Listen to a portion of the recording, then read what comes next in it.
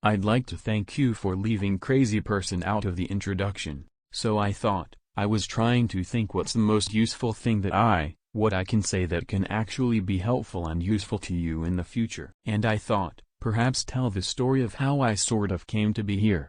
How did these things happen? And maybe there are lessons there. I often find myself wondering, how did this happen? When I was young, I didn't really know what I was going to do when I got older. People kept asking me.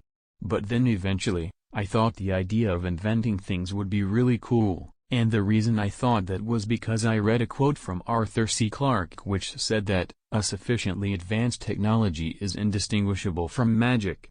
And that's really true. If you go back say, 300 years, the things we take for granted today, you'd be burned at stake for. Being able to fly. That's crazy.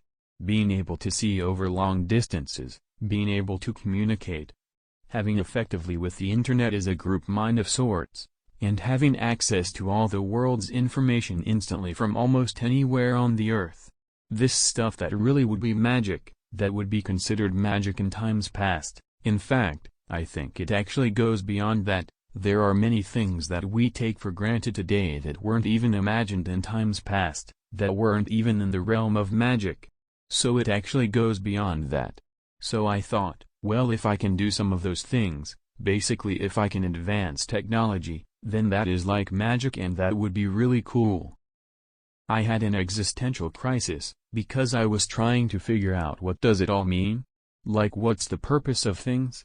And I came to the conclusion that if we can advance the knowledge of the world, if we can do things that expand the scope and scale of consciousness, then we're better able to ask the right questions and become more enlightened. And that's the only way forward.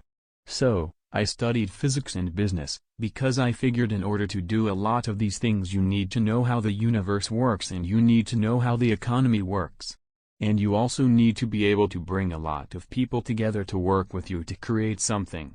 Because it's very difficult to do something as individuals if it's a significant technology. So, I originally came out to California to try to figure out how to improve the energy density of electric vehicles, basically to try to figure out if there was an advanced capacitor that could serve as an alternative to batteries. And that was in 1995. That's also when the internet started to happen. And I thought, well, I could either pursue this technology, where success may not be one of the possible outcomes, which is always tricky, or participate in the internet and be part of it. So, I decided to drop out. Fortunately, we're past graduation, so, I can't be accused of recommending that to you.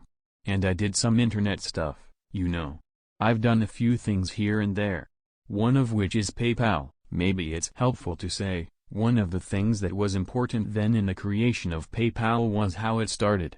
Because initially, the initial thought with PayPal was to create a conglomeration of financial services, so if you have one place where all of your financial services needs could be seamlessly integrated and work smoothly. And we had a little feature, which was through email payments. Whenever we'd show the system off to someone, we'd show the hard part, which was the conglomeration of financial services, which is quite difficult to put together. Nobody was interested. Then we showed people email payments, which was quite easy and everybody was interested. So, I think it's important to take feedback from your environment. You want to be as closed loop as possible. So, we focused on email payments and tried to make that work. And that's what really got things to take off. But, if we hadn't responded to what people said, then we probably would not have been successful.